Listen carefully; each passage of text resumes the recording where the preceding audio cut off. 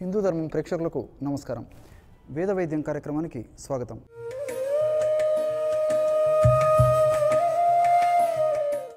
నమామి ధన్వంతరి మాదిదేవం సురాసురైర్వందిత పదపద్మం లోకే జరారుగ్భయ మృత్యునాశం దాతారమీశం వివిధ ఔషధీనం. ఈరోజు మన ఈ వేద వైద్యం కార్యక్రమంలో పరమ పవిత్రమైనటువంటి పూజాద్రవ్యమైనటువంటి ఈ తమలపాకు గురించి, ఆ తమలపాకులో ఉన్నటువంటి ఔషధ గుణాల గురించి మనం తెలుసుకోబోతూ ఉన్నాం.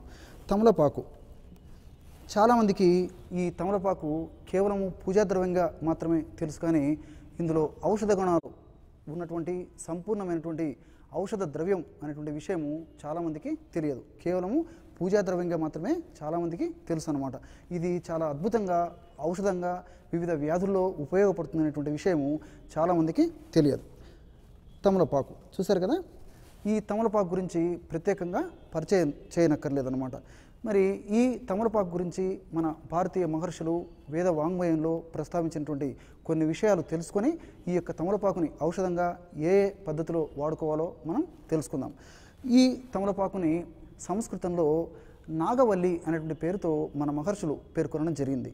నిజంగా చెప్పాలంటే నాకవల్లి అనేటువంటి పేరు క్రమక్రమంగా సంస్కృతంలోనూ అదేవిధంగా ఇతర భాషల్లో కూడా నాగవల్లి అనేటువంటి పేరుతో రావడం జరిగిందనమాట.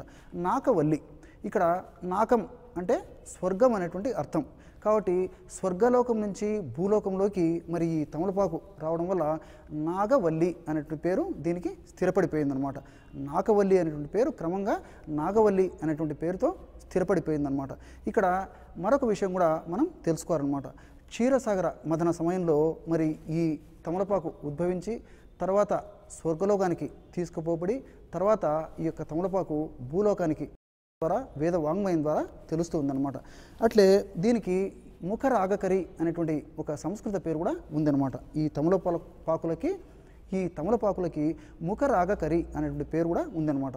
ఇక్కడ ముఖము అంటే నోరు అనేటువంటి అర్థంలో నోటిని రంజింపజేసేసి మంచి రంగును ప్రసాదిస్తుంది కాబట్టి ముఖరాగకరి అనేటువంటి పేరు దీనికి ఉందన్నమాట. అట్లే భుజంగలత అనేటువంటి మరొక పేరు కూడా ఈ యొక్క తమలపాకు ఉందన్నమాట. భుజంగము అంటే పాము. మనము ఈ తమలపాకు యొక్క మొక్కను గమనించినట్లయితే, తీగను గమనించినట్లయితే పాములాగా మెలికలు తిరుగుతూ ఇది పెరుగుతుంది కాబట్టి భుజంగ లత. భుజంగము అంటే పాము, లత అంటే తీగ. పాములాగా మెలికలు చుట్టుకుంటూ ఇది పెరుగుతుంది కాబట్టి దీనికి భుజంగ లత అనేటువంటి మరొక పేరు కూడా మరి మన మహర్షులు సంస్కృతంలో దీనికి ఇవ్వడం జరిగిందనమాట.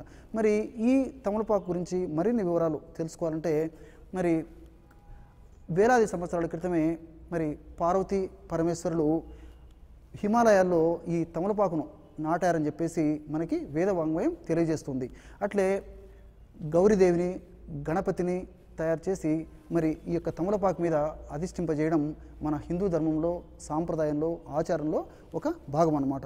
అట్లే ఈ తమలపాకు అత్యంత ప్రీతిపాత్రంగా మరి ఈ ఆంజనేయ స్వామికి ఉంటుంది కాబట్టి ఆంజనేయ స్వామికి అత్యంత ప్రీతిపాత్రంగా ఈ యొక్క తమలపాకు ఉండడం వల్ల ఈ ఆంజనేయ స్వామికి పూజకి ఈ తమలపాకుని వాడుతూ ఉంటాం అన్నమాట. ఈ విధంగా వేద వాంగ్మయంలో మనకి వివిధ రకాలైనటువంటి వివరాలు ఈ తమలపాకుకు సంబంధించి కనిపిస్తాయి అన్నమాట.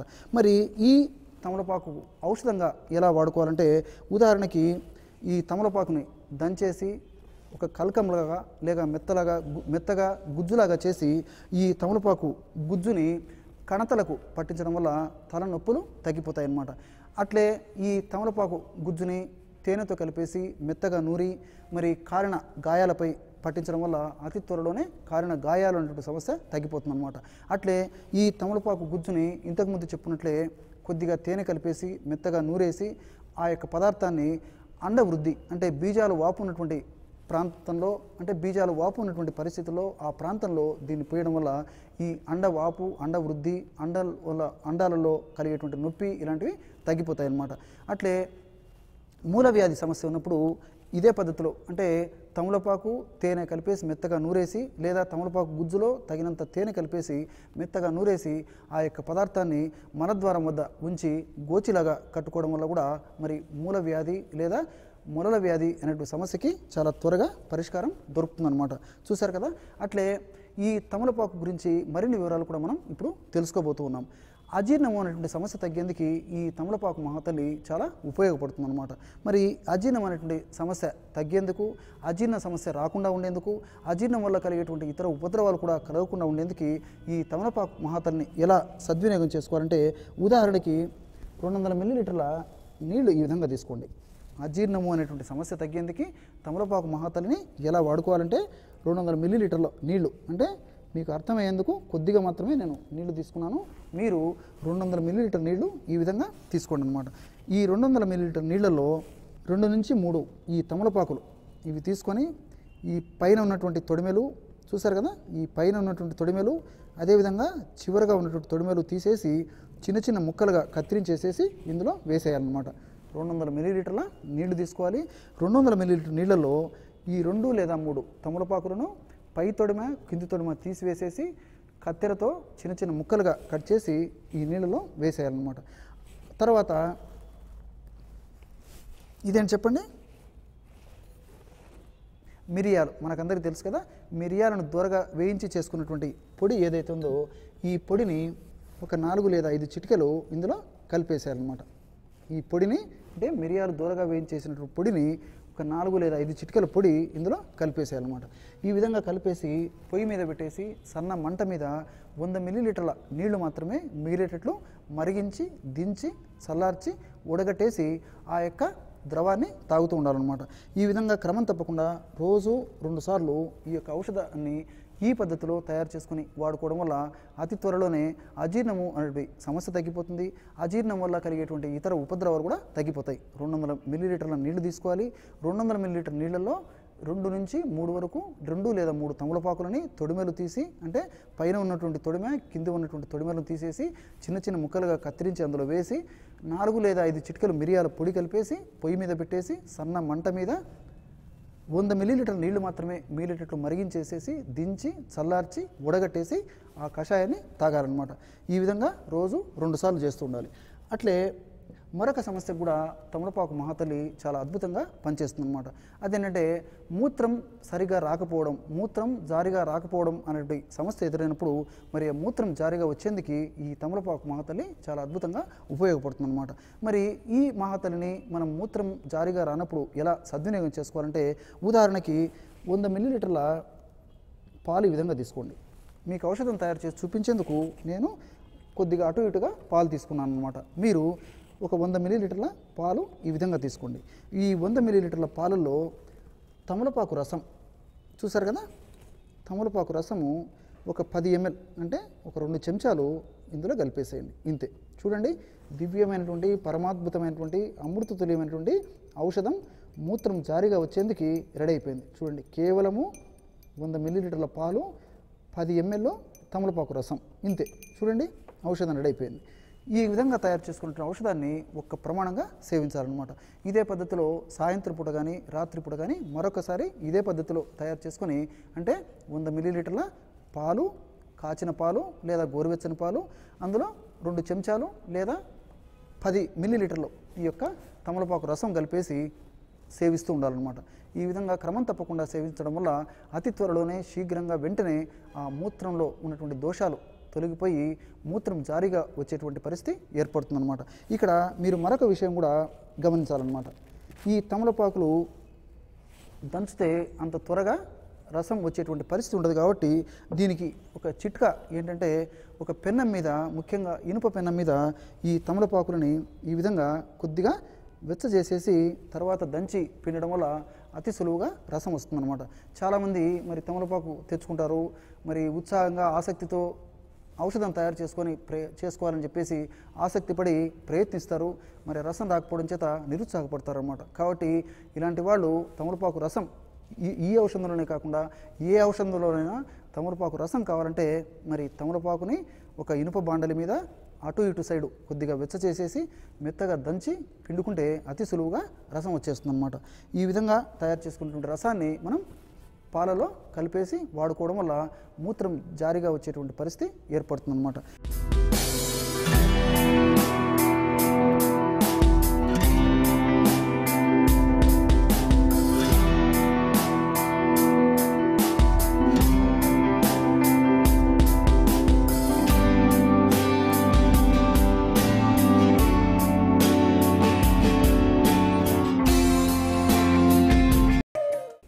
దగ్గు జలుబు అనే సమస్య ఈ రోజుల్లో సర్వసాధారణం అనమాట. అంటే మరి వాతావరణ కాలుష్యం వల్ల కానీ, వాతావరణం మార్పులో కానీ, తీసుకునేటువంటి ఆహార పదార్థాల్లో దోషాల వల్ల కానీ, మరి కారణం ఏదైనప్పటికీ జలుబు దగ్గు ఉన్నప్పుడు భగవంతుడు మరి తమలపాకు మహాతల్లిలో చక్కటి ఔషధ గుణాలని నిక్షిప్తీకరించి అతి త్వరలోనే దగ్గు జలుబు అనేటువంటి సమస్య తగ్గేందుకు మనకి ఈ యొక్క ఔషధాన్ని ప్రసాదించాడనమాట. ఔషధాన్ని ఎలా తయారు చేసుకోవాలంటే కేవలము ఒక్క తమలపాకు చూసారు కదా, కేవలము ఒక్క తమలపాకు ఈ విధంగా తీసుకొని పై తొడిమె అదేవిధంగా కింది తొడిమె, పై తొడిమె తీసేయాలి, కింది తొడిమె తీసేయాలి. ఈ విధంగా 2 తొడిమెలు తీసేసి ఒక్క లవంగం తెలుసు కదా, ఈ లవంగాన్ని ఇందులో పెట్టేసేయాలి. చూసారు కదా, ఒక్క తమలపాకు ఒక్క లవంగం రెంటిని కలిపేసేసి నోట్లో పెట్టుకొని బాగా నమిలేసేసి రసం మింగారనమాట. ఈ విధంగా రోజు 2 సార్లు ఉదయం ఒకసారి సాయంత్రం ఒకసారి సేవించడం వల్ల అతి త్వరలోనే మరి శీఘ్రంగా వెంటనే ఈ జలుబు దగ్గు అనేటువంటి సమస్య నుంచి మనం బయటపడవచ్చు అనమాట. ఈ తమలపాకు వాడేటప్పుడు మీరందరూ గుర్తుంచుకోవాల్సినటువంటి మరొక అంశం ఏంటంటే మరి తాంబూల సేవనలో ఈ తమలపాకు వాడినప్పటికీ అదేవిధంగా మరి ఆహారంగా ఈ తమలపాకును లేదా ఔషధంగా ముఖ్యంగా ఈ యొక్క తమలపాకును వాడినప్పుడు మరి తమలపాకు తొడిమెలు పై తొడిమ కింది తొడిమ ముఖ్యంగా తీసివేయాలి. మరి వీలైతే ఈ మధ్యలో ఉన్నటువంటి తొడిమెను కూడా తొలగిస్తే ఇంకా శక్తివంతంగా ఉంటుందన్నమాట. చూసారు కదా, ఇలా మధ్యలో ఉన్నటువంటి తొడిమెను కూడా చాలా సులువుగా తొలగించవచ్చు అనమాట. చూసారు కదా, ఇలా తొలగించి వాడడం వల్ల మరింత సమర్థవంతంగా ఇది పనిచేసేదానికి ఉపయోగపడుతుంది అనమాట. ఈ విధంగా తొలగించేసేయాలన్నమాట. ఇది ఇలా తొలగించి వాడితే మరి ఇంత సమర్థవంతంగా పనిచేసేదానికి అవకాశం ఏర్పడుతుంది. ఎలాంటి దుర్గుణాలు కూడా ఉండవు అన్నమాట.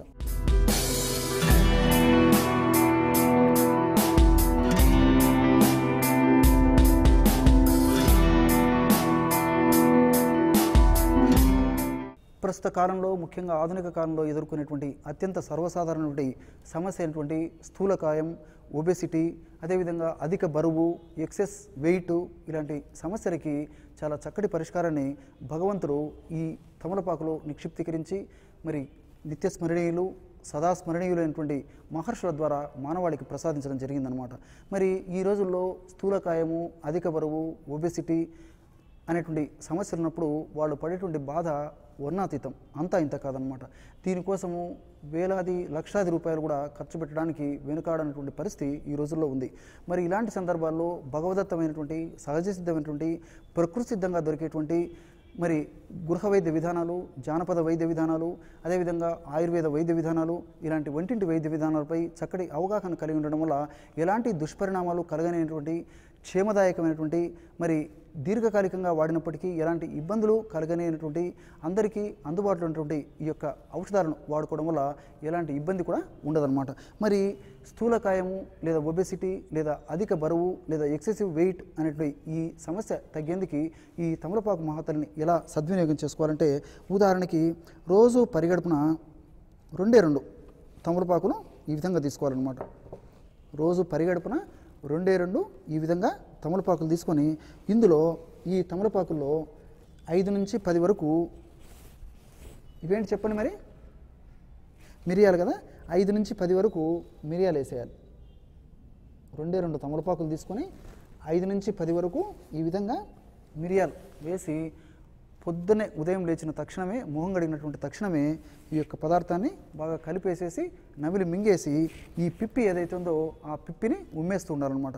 ఉమ్మేసిన తర్వాత ఒక 100 మిల్లీలీటర్లు లేదా 200 మిల్లీలీటర్లు చల్లటి నీళ్లు తాగుతూ ఉండాలన్నమాట. చూసారు కదా, 2 తమలపాకులు తీసుకోవాలి.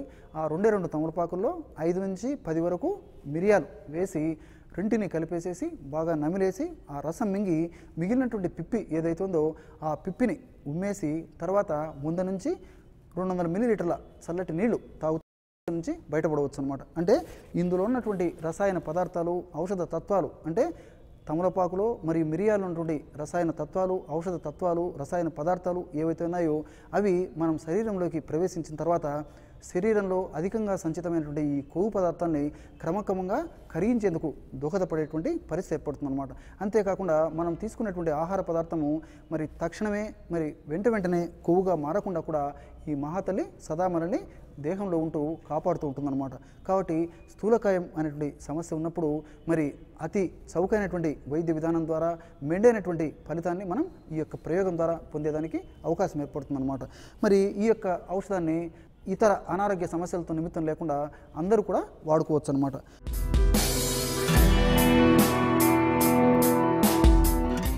స్వరభేదము అనే సమస్య తగ్గేందుకు, స్వరభేదం అంటే హోర్స్నెస్ ఆఫ్ వాయిస్ అంటే గొంతు బొంగురు పోవడం, ఈ గొంతు బొంగురు పోవడం అనేటువంటి సమస్య తగ్గేందుకు కూడా భగవంతుడు ఈ తమలపాకులో చక్కటి రసాయన పదార్థాలని నిక్షిప్తీకరించి మానవాళి సంక్షేమం కోసం, మానవాళి ఆరోగ్య పరిరక్షణ కోసం, మానవాళి అభివృద్ధి కోసం మనకి ఋషుల ద్వారా ప్రసాదించాడనమాట. మరి ఈ బొంగురు పోవడం అనేటువంటి సమస్య ఎదురైనప్పుడు ఈ తమలపాకు మహతల్ని ఎలా సద్వినియోగం చేసుకోవాలంటే, ఉదాహరణకి 1 లేదా 2 ఈ విధంగా తమలపాకులు తీసుకోవాలి. ఉదాహరణకి 1 లేదా 2 ఈ విధంగా తమలపాకులు తీసుకోవాలన్నమాట. ఈ 1 లేదా 2 తమలపాకులు తీసుకొని ఇందులో ఈ ఔషధాన్ని కలపాలి. ఈ ఔషధం ఏంటి చెప్పండి? అతి మధురం. గత అనేక కార్యక్రమాల్లో కూడా ఈ ఔషధాన్ని గురించి మనం తెలుసుకోవడం జరిగింది. అతి మధురం. ఈ యొక్క వేరుని మనం నమిలినట్లయితే అతి తీయగా ఉండడం చేత అతి మధురం అనేటువంటి పేరు దీనికి ఇవ్వడం జరిగింది. ఎస్టీ అనేటువంటి సంస్కృతం పేరు దీనికి ఉందన్నమాట. ఎస్టీ అతి మధురం అని చెప్పేసి తెలుగులో అంటారు అనమాట. గ్లైసిరైజా గ్లాబ్రా అని వృక్షశాస్త్రజ్ఞులు దీనికి నామకరణం చేయడం జరిగిందనమాట. గ్లైసిరైజా గ్లాబ్రా. మరి ఈ అతిమధురం ఎండినటువంటి వేర్లు మనకు మార్కెట్లో దొరుకుతాయి. అతిమధురం పొడి కూడా మనకి మార్కెట్లో దొరుకుతుందన్నమాట. ఈ అతిమధురం పొడిని తెచ్చుకొని అతిమధురం పొడిని 1 గ్రాము ఇందులో కలిపేసేయాలన్నమాట. ఔషధం దేనికి తయారు చేసుకుంటున్నాం చెప్పండి? స్వరభేదము లేదా హోర్స్నెస్ ఆఫ్ వాయిస్ లేదా గొంతు బొంగురు పోవడం అనేటువంటి సమస్యకి మనం ఔషధం తయారు చేసుకుంటూ ఉన్నాం అన్నమాట. అందులో భాగంగా 2 తమలపాకుల్లో 1 గ్రాము అతిమధుర చూర్ణం కలిపేశారనమాట. ఈ విధంగా కలిపిన తర్వాత ఈ యొక్క పదార్థాన్ని అంతా ఈ విధంగా ఒక కిళ్ళిలాగా జుట్టేసారనమాట. ఇంతే. చూడండి, ఇంతకుముందే చెప్పుకున్నాం కదా, ఆ తొడిమెలు ఈనెలు తీసేయాలని చెప్పేసి ఆ విధంగా తీసి ఈ విధంగా కిళ్ళిలాగా తయారు చేసుకొని దవడలో పెట్టుకొని నమిలి ఆ యొక్క రసాన్ని మొత్తం మింగేశారనమాట. తర్వాత మిగిలినటువంటి పిప్పిని కూడా మింగేశారనమాట. ఈ విధంగా రోజు 2 సార్లు ఈ మహాతలిని మనం సద్వినియోగం చేసుకుంటే గొంతు బొంగురు లేదా హోర్స్నెస్ ఆఫ్ వాయిస్ లేదా స్వరభేదం అనేటువంటి సమస్యలు అతి త్వరలోనే శీఘ్రంగా వెంటనే మనం పరిష్కారం దొరుకుతుందన్నమాట.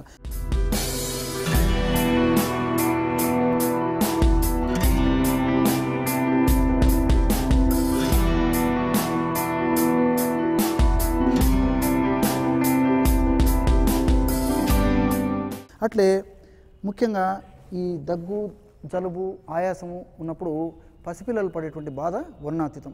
వాడికి మరి ఈ యొక్క ఆయాసము లేదా గొంతులో ముఖ్యంగా ఊపిరితిత్తుల్లో శ్లేష్మం ఉండి ఇబ్బంది పడేటప్పుడు తక్షణమే ఉపశమనం కలిగేందుకు మరి ఈ మహాతలిని మనం చక్కగా సద్వినియోగం చేసుకోవచ్చు అనమాట.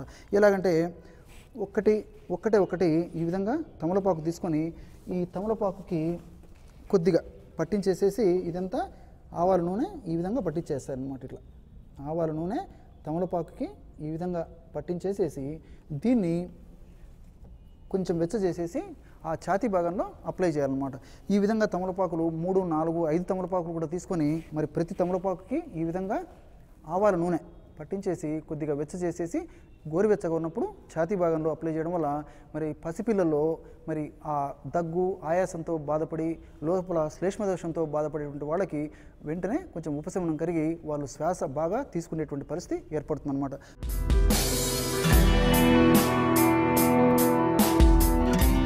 చూశారు కదా, ఈరోజు మన ఈ వేద వైద్యం కార్యక్రమంలో తమలపాకు గురించి, ఈ తమలపాకు సంబంధించి మన పూర్వీకులు అదేవిధంగా మన మహర్షులు వేద విజ్ఞానంలో, వేద వాంగ్మయంలో ఏ విధంగా వివరించారు, అదేవిధంగా భారతీయ సంస్కృతి సంప్రదాయాల్లో, హిందూ ధర్మంలో ఆచార వ్యవహారాల్లో ఈ తమలపాకు ఉపయోగం ఏమిటి, అట్లే ఈ తమలపాకును ఏ వ్యాధుల్లో ఔషధంగా మనం తయారు చేసుకోవచ్చు, ఇలాంటి వివరాలన్నీ కూడా తెలుసుకున్నాం కదా. రేపు మరొక కార్యక్రమంలో మరొక అంశంతో మేము ముందుంటాం. అంతవరకు నమస్కారం. లోక సమస్త సుఖినో